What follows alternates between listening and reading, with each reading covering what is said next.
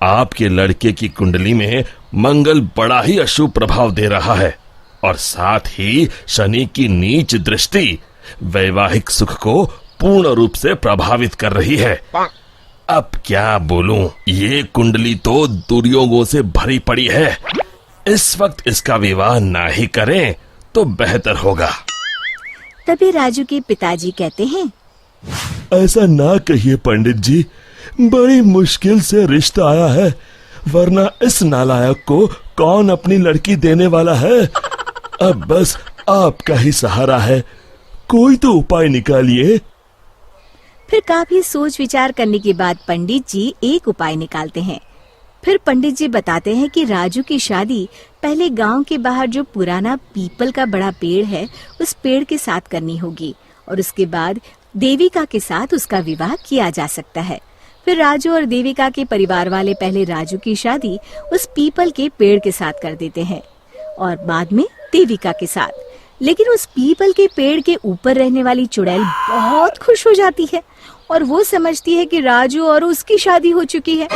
फिर वो देविका के शरीर में प्रवेश कर लेती है और राजू के साथ रहने लगती है। फिर एक दिन राजू की माँ उसे ताना मारते हुए कहती है, अरे निखट्टू, कब तक घर में बैठा मुफ्त की रोटियां तोड़ेगा? अब तो तेरी शादी हो गई है, कुछ तो शर्म कर। क्या माँ, सुबह सुबह फिर से तुम्हारा भाषण शुरू हो गया। तुम चिंता मत करो, मैं जल्द ही खुद का व्यापार शुरू करने वाला हूँ। अरे बेटा, तू किसे बेवकूफ बना रहा है, मुझे या अपने आप को? पिछले 5 सालों से यही सुनते आ रही हूँ। बस बहुत हो गया, मैं कुछ नहीं जानती। कल से अपना और अपनी पत्नी के राशन पानी का इंतजाम तू खुद कर ले। अब तेरा बोझ हम लोग और नहीं उठा सकते। इतना कहकर राजू की माँ वहाँ से चली जाती है। फिर राजू सोच में डूब जाता है। तभी देविका उससे कहती है, सुनिए जी, आप चिंता मत करिए, आपको कहीं काम करने जाने की जरूरत नहीं है, आप बस मेरे पास रहिए। अरे भाग्यवान, अगर कमाने नहीं जाऊंगा तो अपना गुजारा कैसे होगा? तुमने सुना नहीं माँ क्या कह के गई है? अभी आप बेफिक्र होकर सो जाइए, मेरे पास एक जादुई पोटली है। फिर देविका उसे एक लाल रंग की पोटली दिखाती है। आपको जितने पैसे चाहिए उतने पैसे इस पोटली में हर सुबह आपको मिल जाया करेंगे। बस ये राज हम दोनों के बीच रहना चाहिए। राजू अपनी पत्नी की बात सुनकर बड़ा खुश हो जाता है और आराम से सो जाता है। फिर अगली सुबह जब राजू की आंख खुलती है, वो ये देखकर हैरान हो जाता है कि उस पोटली में सच में पैसे हैं। फिर यही रोज की बात हो जाती है। अब राजू सारा दिन मजे से घर में आराम करता। एक दिन राजू देविका से कहता है, अरे वाह, हमारे पास अब किसी चीज की कमी नहीं है। बस एक बार ये जादू की पोटली हमें इतने पैसे दे दे कि हम अपने इस पुराने और छोटे घर को तुड़वाकर एक नया मकान बनवा लें।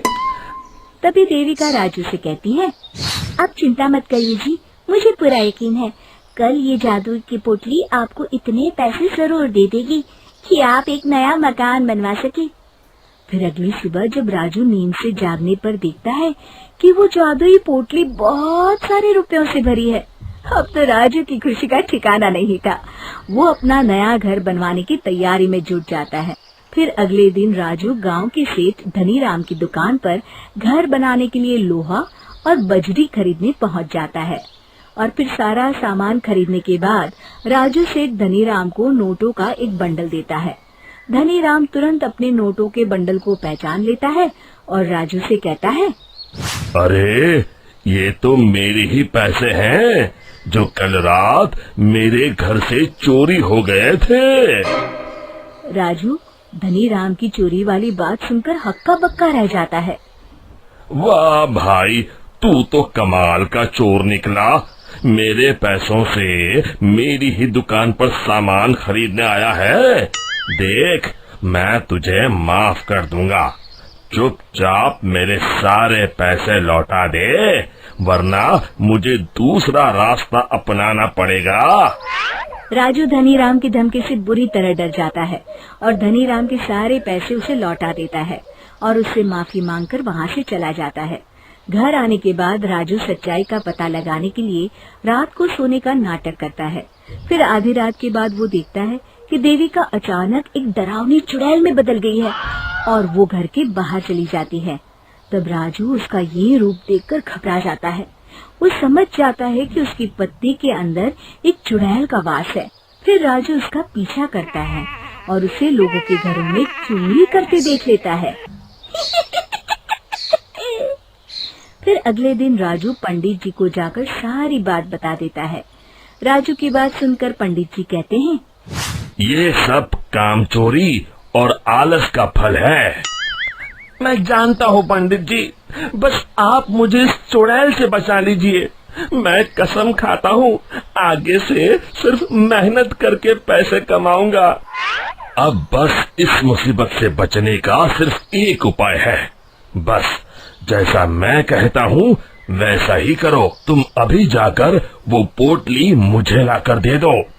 फिर राजू भागकर घर से वो पोटली लाकर पंडित जी को दे देता है।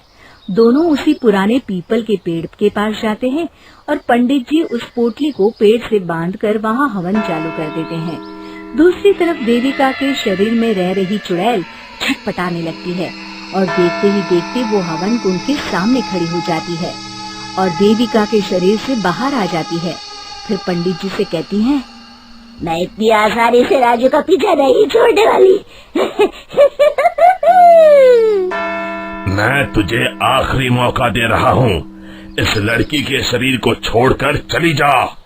मेरी बात मान ले चुड़ैल, वरना मैं तुझे जलाकर राख कर दूंगा। तू मुझे नहीं जानता पंडित, इसलिए तू इतनी बड़ी बड़ी बातें कर रहा है। लगता है आज तेरा आखिरी दिन है। तो तू नहीं मानेगी तो ठीक है, अब मजा देख। और फिर पंडित जी जोर जोर से मंत्र पढ़ना शुरू कर देते हैं। हवन कुंड की अग्नि देखते ही देखते बहुत बड़ा रूप धारण कर लेती है। चुड़ैल उस पोटली के अंदर कैद हो जाती है। अरे अरे ये कैसे हो गया? अरे मुझे छोड़ दे पंडित, मैं तो मजाक कर रही थी। फिर पंडित जी उस पोटली को उठाकर हवन कुंड में डाल देते हैं। मर गई रे! फिर उस पोटली के साथ चुड़ैल जलकर राख हो जाती है। शिक्षा, लालच और मुसीबत एक ही सिक्के के दो पहलू हैं। इससे दूर ही रहने में हमारी भलाई है। दोस्तों, हमें उम्मीद है कि आपको हमारी ये कहानी पसंद आई होगी। कृपया हमारे चैनल को सब्सक्राइब करें और सभी अपडेट्स के लिए बेल आइकन जरूर दबाएं। और हाँ, वीडियो लाइक और शेयर करना मत भूलिएगा। Bye bye.